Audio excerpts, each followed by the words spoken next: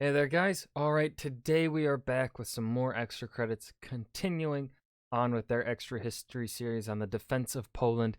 This time, episode 2, Under Siege. Specifically, probably Warsaw, but also I see here, covered by my face, there's a chapter titled Danzig. We got, okay, so this is about a bunch of cities being under siege. Anyways, let's go. Before we dive in, make sure you go and check out the links in the description box below. I would love it if you joined the Discord and followed me over at Twitch. Okay, let's dive right in. September 7th, Danzig. For a week, the Let's see if peninsula this episode holds up to the high set by episode 1. garrison at Danzig has held out against attack from land, sea, and air. But they've fired their last bullet. There's no option but surrender. They've fought as long as possible, and after all, that was always the plan. Hold out long enough for France and Britain to intervene. And indeed, as they surrender, 11 French divisions cross Germany's western border. They move almost unopposed, outnumbering German forces in the sector 2-1. What could have been? Will they explain why the French stopped, though? They take 12 settlements in a week. But then they stop. They'll go no further. And Poland fights alone. Okay, they're not going to explain further. This series is brought to you by World Goodies, smashing barricades and mounting the city's ruins. The siege of Warsaw has begun. Rubble chokes the thoroughfares. Defenders have overturned streetcars and dug anti-tank ditches. The Luftwaffe has nearly flattened the city, but in doing so, they've also created a landscape where it's easy to hide anti-tank guns and ambushing parties. And the German troops have no experience in urban combat. Hidden artillery drives the first tank assault back. Throughout the next several days, Polish tanks clash with German armored units as they probe the city, battling in barricaded squares and ancient graveyards. And as the city fights, an American photographer chronicles the horrors of the siege. Julian Bryan had arrived just before the Germans, the only foreign reporter in the city. He captures footage of a maternity hospital where new mothers shelter from bombs. Ooh. Women machine-gunned in fields as they try to harvest potatoes. The city alight from firebombs. It's firefighters without water because the bombers have cracked its plumbing. He'll smuggle out the film 2 weeks later. His resulting short documentary, Siege, will gain an Oscar nomination and help sway public opinion against the Nazis. Things are equally grim outside the city. South of Warsaw, Kind of sad that you need a film like that to sway people away from the Nazis. the battered 1st Light Tank Battalion fights a rearguard action to cover the retreat toward Warsaw. They give better than they get. 4 panzers destroyed for 2 7TPs. No, that trade is, yes, it sounds good in the short term, but when we look back at the numbers you told us, extra credits, we know it's not that good because the Polish were only able to build, what was it, 50 to 80 tanks or somewhere around there in 1938, whereas the Germans were able to build 800. That trade is not good. You can't go losing half of what the Germans lose in a single battle because the Germans can replace those. You can't replace these. But they're outnumbered and, increasingly, outmaneuvered. The mechanized German army can advance faster than the Poles can fall back. And it's turning into a rout. German bombing has snarled communications, and Marshal Ritz Smigwe's decision to move his headquarters to Brest has created an inability to contact command.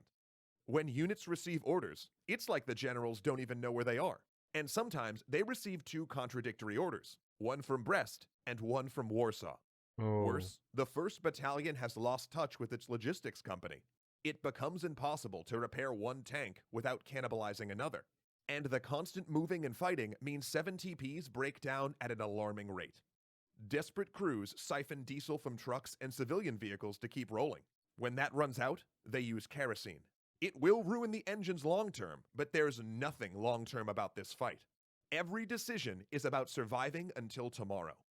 The next day, the 1st Light Tank Battalion drives at the German front, Polish infantry riding on their backs. The army is withdrawing across the Vistula River and needs breathing space to get across. 7 TPs hit the German line, pushing it back long enough for more troops to escape toward Warsaw. When it comes time for the 1st Battalion to cross, they take stock.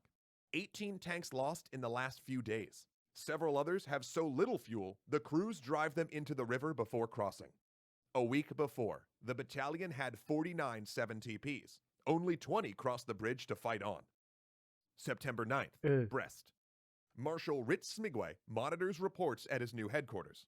Things are still progressing according to plan. The Polish army is making a fighting withdrawal to the Vistula River, trying to stall the Germans long enough for the French to intervene. The Germans are progressing faster than he'd hoped, but all is not lost. Back in 1920, Poland had stopped the Red Army outside Warsaw and pushed it back to Russia. They could do the same for the Germans if the French invasion takes pressure off. For days, his generals have championed a plan to counterattack south. Take pressure off Warsaw, allow more troops to withdraw there before the door slammed shut. Mass enough troops to outnumber the Germans. It's a gamble, but he agrees. A quarter of the Polish army will cross the Bezura. You know, one thing that's nice about this series here, and hearing how the Polish are really just fucking throwing fists at the Nazis, is that they have competent leadership here. With the Polish do. Polish have competent leadership. It's nice to hear after having to deal with Cadorna and Hotzendorf in the Great War series. So nice. River and take the fight to the Germans. The initial thrust takes the Germans off guard. A day of bloody combat sends 2 German divisions into retreat.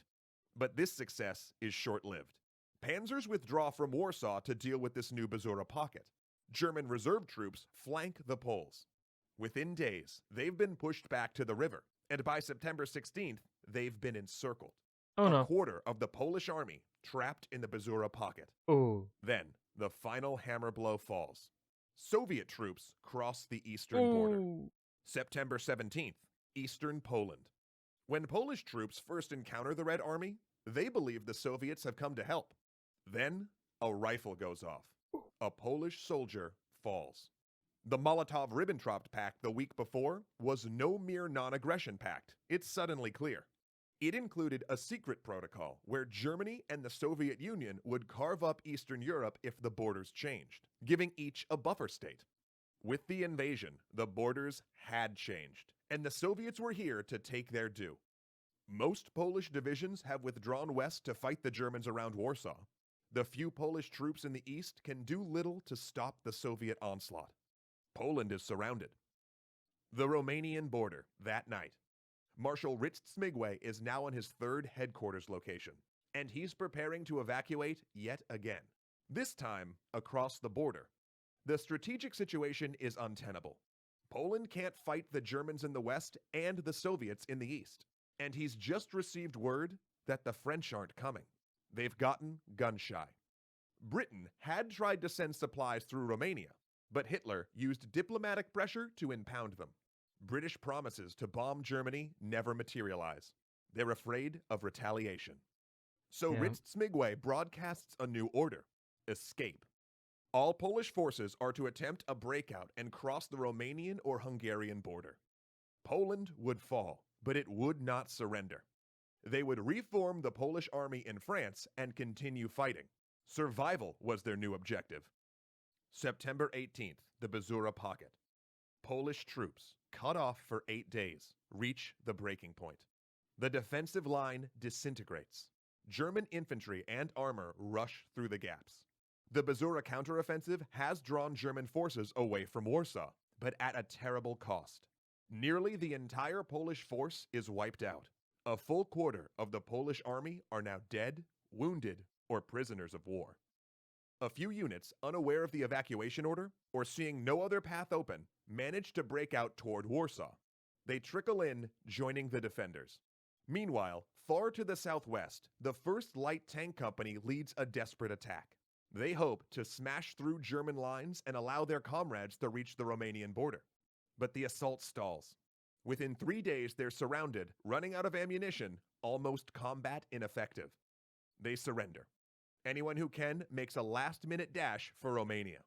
One depleted group of TKS tankettes rushes south, only to find their way blocked by Soviet armor.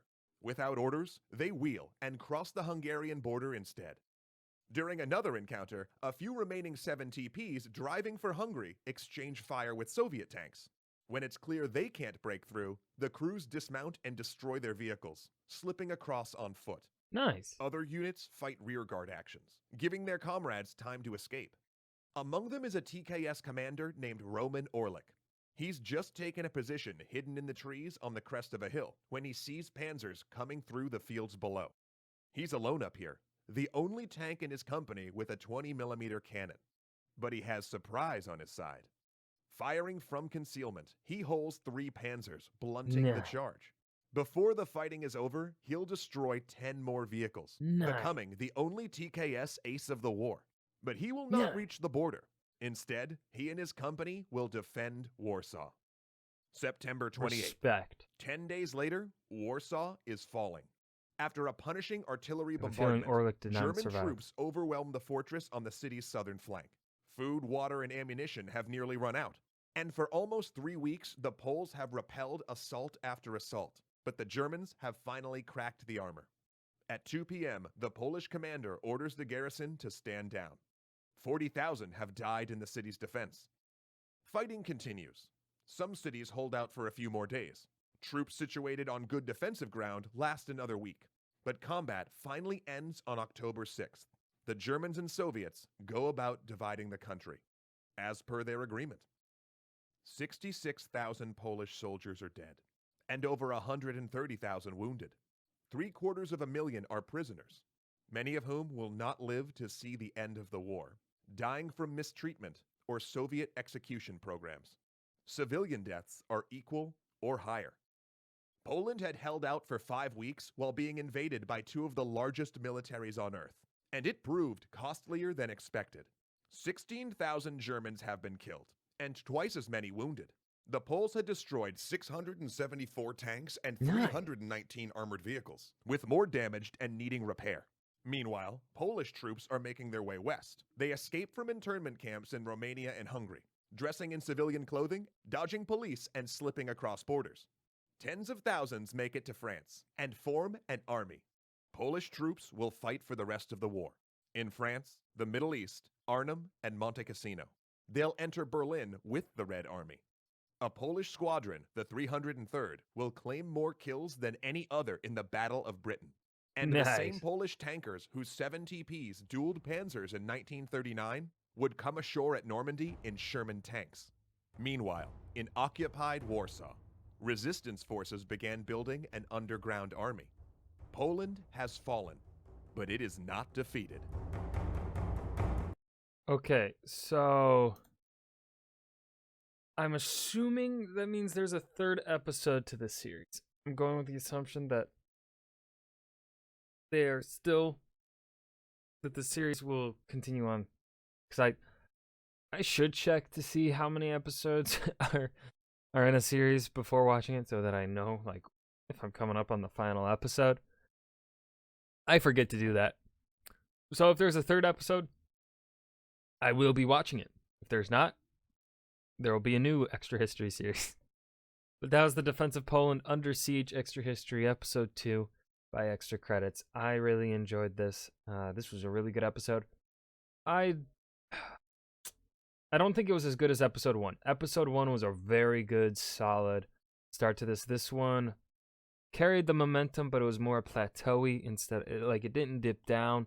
Kind of kept the momentum, but didn't take it to new heights. So yeah, I hope you guys enjoyed it. Remember to hit that like button and subscribe for more, and I will see you guys in the next video. Peace.